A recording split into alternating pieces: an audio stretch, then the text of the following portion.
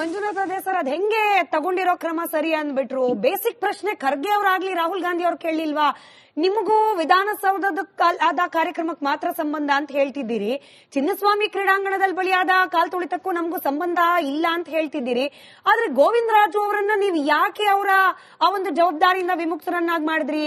ಹಿಂಗ್ಯಾಕೆ ಕ್ರಮ ಕೈಗೊಂಡ್ರಿ? ಈ ಬೇಸಿಕ್ ಪ್ರಶ್ನೆ ಕೇಳಲಿಲ್ಲ ಯಾಕೆ ಅಂತ ಹೇಳಿ ಆಶ್ಚರ್ಯ ಆಗತ್ತಪ್ಪ. ಮೇಡಮ್, ಒಂದ್ ನಿಮಿಷ. ನಮ್ ನಾಗೇಂದ್ರ ಪ್ರಸಾದ್ ಅವರು ಅವರೆಲ್ಲ ಹೇಳ್ತಿರೋ ವಿಚಾರ ನಾನು ಕೇಳಿಸ್ಕೊಂಡೆ. ಇಲ್ಲಿ ಗಮನಿಸಬೇಕಾಗಿರೋ ಒಂದು ಅಂಶ ಏನು ಅಂದ್ರೆ, ಈಗ ಕಾಲ್ ತುಳಿತಕ್ಕೆ ಸಿಕ್ಕಿ ಸತ್ತ ವ್ಯಕ್ತಿಗಳ ಬಗ್ಗೆ ಎಲ್ಲರಿಗೂ ಅಪಾರವಾದ ನೋವು ಮತ್ತು ದುಃಖ ಇದೆ, ವಿಷಾದ ಇದೆ. ಇಲ್ಲಿ ಗಮನಿಸಬೇಕಾಗಿರೋದೇನಂದ್ರೆ, ಒಂದು ದೊಡ್ಡ ಇವೆಂಟ್ಸ್ ನಡೆಯುವಾಗ ನಡೆದ ಅವಘಡಗಳಿಂದ ಆಗೋ ಹಿಂಸಾಚಾರ ಇದೆಯಲ್ಲ, ಅದು ಕುಂಭಮೇಳದಲ್ಲೂ ಆಗಿದೆ. ಯೋಗಿ ಆದಿತ್ಯನಾಥ್ ಏನ್ ರಾಜೀನಾಮೆ ಕೊಟ್ರ? ಅವರು ನ್ಯಾಯಾಂಗ ತನಿಖೆನೆ ಮಾಡಿದ್ರಲ್ವಾ? ಅವ್ರು ಸರಿ ಇಲ್ಲ, ಬಿಜೆಪಿ ಅವ್ರು ಕಾಂಗ್ರೆಸ್ನವ್ರ ಪ್ರಕಾರ ಸರಿ ಇಲ್ಲ, ಬಿಜೆಪಿ ಸರಿ ಇಲ್ಲ ಅಂತ ಹೇಳ್ತಿಲ್ವಲ್ಲ, ನಾವು ಮಾಡಿಲ್ಲ ಅವರು ಮಾಡಿಲ್ಲ ಅಂತ ಇವ್ರು ಹೇಳ್ತಾ ಇಲ್ವಲ್ಲ. ಜನ ಸಾಯ್ತಾ ಇರ್ಲಿ, ಅದು ಬಿಜೆಪಿನೋ ಕಾಂಗ್ರೆಸ್ ಜನ ಸಾಯೋರು ಸಾಯ್ತಾ ಇರ್ಲಿ, ನಾವು ರಾಜಕೀಯ ಮಾಡ್ತೀವಿ ಅಷ್ಟೇ. ನನ್ನ ಮಾತಿಗೆ ಪೂರ್ತಿ ಅವಕಾಶ ಕೊಡಿ. ಇಲ್ಲ ಸರ್, ನಾನು ಹಿಂಗ್ ವಾದ ಮಾಡಿದ್ರೆ ಬಿಜೆಪಿ ಅವ್ರನ್ನು ಪ್ರಶ್ನೆ ಮಾಡ್ತೀನಿ, ನಿಮ್ಮನ್ನು ಪ್ರಶ್ನೆ ಮಾಡ್ತೀನಿ. ಉತ್ತರ ಪ್ರದೇಶದಲ್ಲಿ ಜನ ಸತ್ರು, ಕರ್ನಾಟಕದಲ್ಲಿ ಜನ ಸತ್ರು ಅಂತ ಹೇಳಿ ಇದು ಯಾವ ತರ ಸಬೂಬ್ ಕೊಡೋದು ಅಂತ? ಮೇಡಮ್, ವಿವರಣೆ ಕೊಡ್ತೀನಿ. ಸಬೂಬ್ ಅಲ್ಲ ಇದು, ವಿವರಣೆ. ನೋಡಿ, ದೊಡ್ಡ ಇವೆಂಟ್ಸ್ ದೊಡ್ಡ ಇದರಲ್ಲಿ ನಡೆದಾಗ ಆಗುವ ಅವಘಡಗಳ ಆ ಹಿಂಸೆಯನ್ನ ನಾವು ನೋಡ್ಬೇಕಾಗಿರೋ ಕ್ರಮ ಏನು ಅಂದ್ರೆ, ಅಲ್ಲಿ ಏನ್ ಲೋಪದೋಷ ಆಯ್ತು ಅಂತ ಮೊದಲು ಅದನ್ನ ತನಿಖೆ ಮಾಡಬೇಕು. ಆ ತನಿಖೆ ಮಾಡ್ಲಿಕ್ಕೆ ಇವತ್ತು ಡಿ ಕುನ್ನಾ ಅವ್ರನ್ನ ನೇಮಕ ಮಾಡಲಾಗಿದೆ, ನ್ಯಾಯಮೂರ್ತಿಗಳನ್ನ. ಹಾಗೇನೆ ಯಾರ್ಯಾರು ಪ್ರತ್ಯಕ್ಷ ಪರೋಕ್ಷವಾಗಿ ಇದರ ನಡುವೆ ಕರ್ತವ್ಯ ಲೋಪ ಮಾಡಿದ್ರು ಅವ್ರನ್ನೆಲ್ಲ ಸಸ್ಪೆಂಡ್ ಕೂಡ ಮಾಡಲಾಗಿದೆ. ಇದು ಒಂದು ಕ್ರಮ. ಇದು ಆಕ್ಚುಲಿ ಇಷ್ಟು ಕ್ರಮ ಕೂಡ ಕುಂಭಮೇಳದ ವಿಚಾರದಲ್ಲಿ ಆಗಿಲ್ಲ. ಕಾಂಗ್ರೆಸ್ ಈ ವಿಚಾರದಲ್ಲಿ ಒಂದ್ ಹೆಜ್ಜೆ ಮುಂದಿಟ್ಟಿದೆ. ತಪ್ಪಿತಸ್ಥರು ಯಾರಾಗಿದ್ರು ಮನೆಗೆ ಹೋಗ್ತಾರೆ. ಎರಡನೇದು, ಈ ಜಾತಿ ಜನಗಣತಿ ವಿಚಾರ ಮಧ್ಯ ತಂದಿರೋ ವಿಚಾರ ಏನಲ್ಲ. ಯಾಕೆಂದ್ರೆ ಇದು ಇವತ್ತು ಬಂದಿರೋದಲ್ಲ. ಜಾತಿ ಜನಗಣತಿ ವಿಚಾರ ಈಗಾಗಲೇ ಕ್ಯಾಬಿನೆಟ್ ಡಿಸ್ಕಸ್ ಆಗಿ ದೇಶದ ಉದ್ದಗಲಿಕ್ಕೆ ಅಜೆಂಡಾ ಆಗಿದೆ. ಉದ್ದಗಲಿಕ್ಕೆ ಕಾಂಗ್ರೆಸ್ನ ಅಜೆಂಡಾ ಆಗಿದೆ. ಆ ವಿಚಾರದಲ್ಲಿ ಈಗ ಇಲ್ಲಿ ಗಮನಿಸಬೇಕಾಗಿರೋದು ಟಗ್ ಆಫ್ ವಾರ್ ಇದೆ, ಇದಿದೆ. ಪ್ರಶ್ನೆ ಇದೆ. ಅದಕ್ಕೆ ಮುಂಚೆ ನಂದೊಂದು ಬೇಸಿಕ್ ಡೌಟ್ ಕೇಳ್ಬಿಡ್ತೀನಿ. ಪ್ರಿಯಾರಿಟಿ ಅನ್ನೋದು ಇರುತ್ತೆ ಸರ್, ಅಂದ್ರೆ ಯಾವ ಸಂದರ್ಭದಲ್ಲಿ ಯಾವುದನ್ನ ಆದ್ಯತೆಯಾಗಿ ಕನ್ಸಿಡರ್ ಮಾಡಬೇಕು ಅನ್ನೋದೊಂದಿರುತ್ತೆ. ಈಗೇನ್ ಅರ್ಜೆನ್ಸಿ ಇತ್ತು ಈ ಜಾತಿ ವರದಿ ಬಗ್ಗೆ ಅಂದ್ರೆ ಕೇಂದ್ರದಿಂದ ಒಂದು ವರದಿ ಆಗ್ಬಿಡುತ್ತೆ, ಅದಕ್ಕೆ ಮುಂಚೆ ಕಾಂಗ್ರೆಸ್ ಕ್ಲೈಮ್ ಮಾಡ್ಕೊಳ್ಬೇಕು ಅನ್ನೋ ಅರ್ಜೆನ್ಸಿನ. ಜನ ಸತ್ತಿದ್ದಾರೆ, ಅದಕ್ಕಿಂತ ಪ್ರಿಯಾರಿಟಿ ಇದಾಗೋಯ್ತಾ? ಮೇಡಮ್, ಆ ಪ್ರಯಾರಿಟಿ ಕಡೆನೆ ಬರ್ತಾ ಇದ್ದೀನಿ. ನೀವು ಪ್ರಯಾರಿಟಿ ಪ್ರಶ್ನೆಯನ್ನ ಇಟ್ಕೊಂಡು ಚರ್ಚೆ ಮಾಡಿದ್ರೆ ಅದು ಬೇರೆ ಆಗಿರೋದು. ಜಾತಿ ಜನಗಣತಿ ವಿಚಾರದಲ್ಲಿ ಡಿ ಕೆ ಶಿವಕುಮಾರ್ ಮತ್ತೆ ಸಿದ್ದರಾಮಯ್ಯ ನಡುವೆ ಟಗ್ ಆಫ್ ವಾರ್ ಇದೆ, ಇದಿದೆ. ಶಿವಕುಮಾರ್ ಅವರು ಒಂದು ನಿಮಿಷ ಅದನ್ನ ನಾನು ವಿವರಿಸಬೇಕು, ನನಗೆ ಮಾತಾಡಕ್ಕೆ ಅವಕಾಶ ಕೊಟ್ಟಿಲ್ಲ ಆ ವಿಚಾರಕ್ಕೆ. ಈಗ ಡಿ ಕೆ ಶಿವಕುಮಾರ್ ಅವರ ಕಾಂಗ್ರೆಸ್ ನಿಷ್ಠೆ ಪ್ರಶ್ನಾತೀತವಾದ್ದು.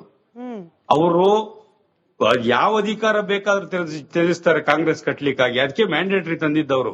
136 ಸೀಟ್ ಗೆದ್ದಿದ್ದು ಕಾಂಗ್ರೆಸ್ ಅಧಿಕಾರವನ್ನು ಮೆಚ್ಚಿ ಇನ್ನ 4-5 ಜನ ಬಂದು ಸೇರ್ಕೊಂಡಿದ್ದಾರೆ. 140 ಇವತ್ತು ನಮ್ದು ಫುಲ್ ಮ್ಯಾಂಡೇಟರಿ ಇದೆ, ಆಯ್ತಾ? ಅಂತ ಒಂದು ನಿಯತ್ತಿನ ಕಾಂಗ್ರೆಸ್ ವ್ಯಕ್ತಿಯವರು. ಪಕ್ಷ ಅಧಿಕಾರ ಸಿಗ್ತದೆ ಅಂತ ಈ ಪಕ್ಷದಿಂದ ಆ ಪಕ್ಷಕ್ಕೆ, ಆ ಪಕ್ಷದಿಂದ ಈ ಪಕ್ಷಕ್ಕೆ ಜೋಕರ್ ಕಾರ್ಡ್ ಆಗಿರೋರಲ್ಲ ಅವರು. ಅಂತ ಒತ್ತಡ ಅವ್ರ ಮೇಲೆ ಬಂದಿದೆ. ಅವರು ಫೇಕ್ ಕಂಪ್ಲೇಂಟ್ ಮೇಲೆ ಜೈಲಿಗೆ ಹೋಗಿದ್ದಾರೆ.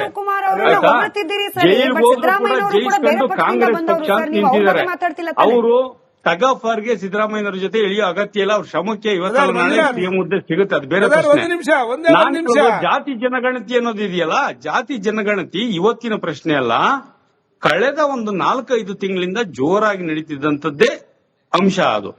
ಈಗ ಈ 5-6 ದಿನಗಳು ಏನಾಯ್ತು, ಏನು ಕಾಲ್ ತುಳಿತ ಆಗಿ ಆ ನಂತರ ಏನೇನ್ ಕ್ರಮ ಜರುಗಿಸಬೇಕು ನ್ಯಾಯಯುತವಾಗಿ ಅಷ್ಟು ಕ್ರಮವನ್ನು ಸರ್ಕಾರ ಜರುಗಿಸಿದೆ. ಅದನ್ನ ನೀವು ಮನಗಂಡಿದ್ದೀರಿ, ನಿಮ್ಗೂ ಗೊತ್ತಿದೆ.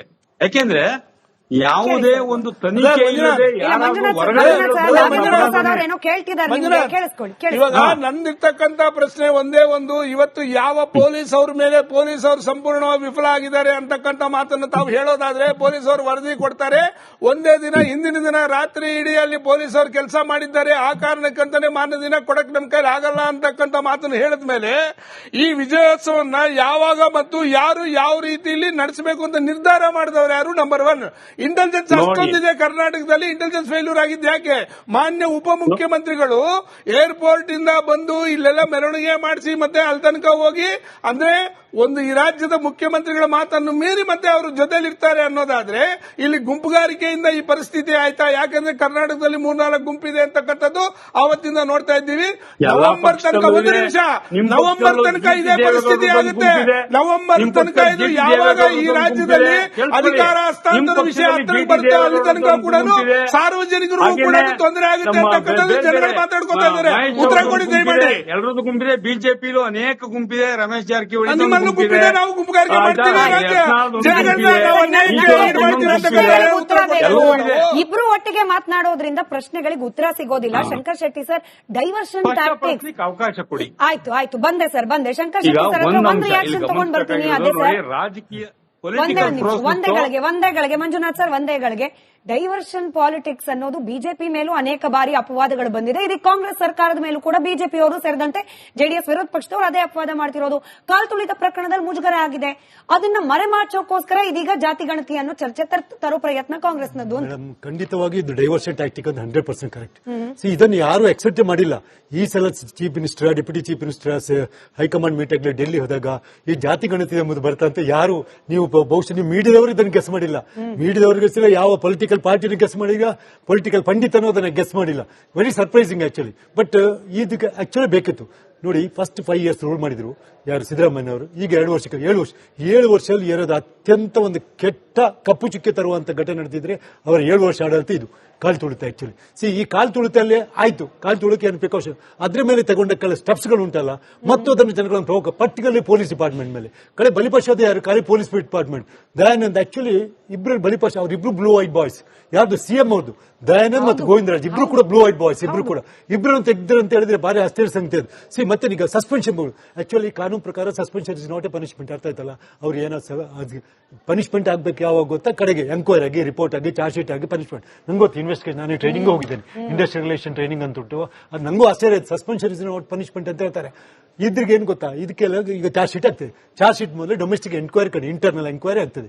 ಇಂಟರ್ನಲ್ ಎಂಕ್ವೈರಿ ಆಗ ತಪ್ಪುದಸ್ತ ಅಂತ ಹೇಳಿದ್ರೆ ಈಗ ಅವ್ರು ಏನ್ ಗೊತ್ತು? ಸಸ್ಪೆನ್ಷನ್ ಆಗಿದೆ 3 ತಿಂಗಳಿಗೆ ಅರ್ಧ ಸಂಬಳ, ಮತ್ತೆ 3 ತಿಂಗಳ 6 ತಿಂಗಳ ಮೇಲೆ ಪುನಃ ಮುಕ್ಕಾಲ್ ಸಂಬಳ.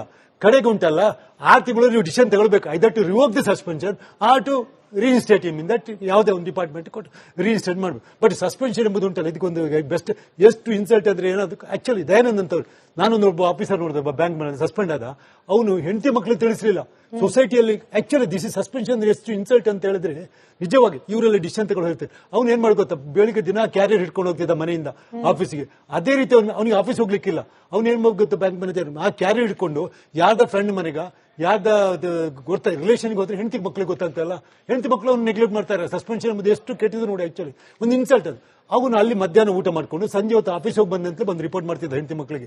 ಸಸ್ಪೆನ್ಷನ್ ರಿಯಲಿ ಇಂತ ಒಳ್ಳೆ ಆಫೀಸ್ ಆಲ್ ಎಪಿಸೋಡ್ ಅನ್ನು ಸಸ್ಪೆನ್ಷನ್ ಮಾಡೋದು ಅಂತ ಹೇಳಿದ್ರೆ ಏನಪ್ಪ, ಒಳ್ಳೆ ಪ್ಲೇಸಿಂಗ್ ಯಾವ್ದೋ ಒಂದು ಇಂಪಾರ್ಟೆಂಟ್ ಪ್ಲೇಸಿಂಗ್ ಅಲ್ಲೇನೋ ಪೋಸ್ಟಿಂಗ್ ಮಾಡಿ ಬಿಡುವ, ಏನೋ ಮಾಡ್ಬೇಕು. ಸಸ್ಪೆನ್ಷನ್ 4-5 ಸಿ ಅದ್ರ 2-3 ಜನ IAS ಆಫೀಸರ್ಸ್. ಅರ್ಥ ಆಯ್ತಲ್ಲ?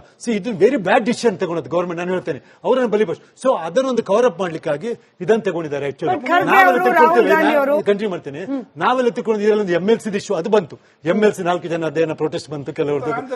ಅದು ಆಂತರಿಕ ವಿಚಾರ, ಅದು ಹೈಕಮಾಂಡ್ ಡಿಸ್ಕಷನ್ ಆಗಿ ಬಂತು ಹೇಳ್ತೆ. ಅದು ಬಂದಿದೆ ಈ ಸಲ ಡಿಸ್ಕಷನ್. ಯಾಕಂದ್ರೆ ಹೊಸ ಲಿಸ್ಟ್ ತೆಗೊಳ್ಳಕ್ಕೆ 4 ಜನ ತೆಗಿತಾರ, ಇಬ್ರು ಇಟ್ಕೊಂಡು ಇಬ್ರು ತೆಗಿಸಿ ಮತ್ತೆ ಅವ್ರು ತೆಗೆದವರಿಗೆ ಒಂದು ಬೇಜಾರ. ಇದೆಲ್ಲ confusion. Government really first time Siddaramaiah ಅವರಿಂದ ಇಷ್ಟು ಒಂದು ಕನ್ಫ್ಯೂಷನ್ ಆಗ್ಲೇ ಇಲ್ಲ.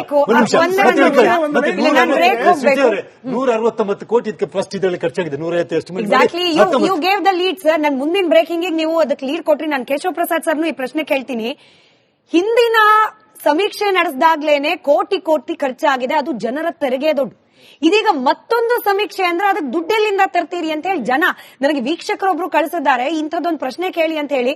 ಮಂಜುನಾಥ್ ಅದ್ದೆ ಅವರು ಅದಕ್ಕೆ ಉತ್ತರ ಕೊಡಬೇಕು, ಕೇಶವ ಪ್ರಸಾದ್ ಅವರು ಅದನ್ನು ಕೌಂಟರ್ ಮಾಡ್ತಾರೆ. ಇನ್ನೊಂದು ಸಮೀಕ್ಷೆ, ಕೇಂದ್ರ ಬೇರೆ ಒಂದು ಸಮೀಕ್ಷೆ ನಡೆಸುತ್ತೆ. ಸಮೀಕ್ಷೆ ನಡೆಸಿ ಜನರನ್ನ ಗೊಂದಲಕ್ಕೆ ಈಡು ಮಾಡ್ತಿದ್ದೀರಿ, ತೆರಿಗೆ ದುಡ್ಡು ಕೂಡ ವೇಸ್ಟ್ ಮಾಡ್ತಿದ್ದೀರಿ. ಪ್ರಶ್ನೆ ಕೇಳಬೇಕಲ್ಲ.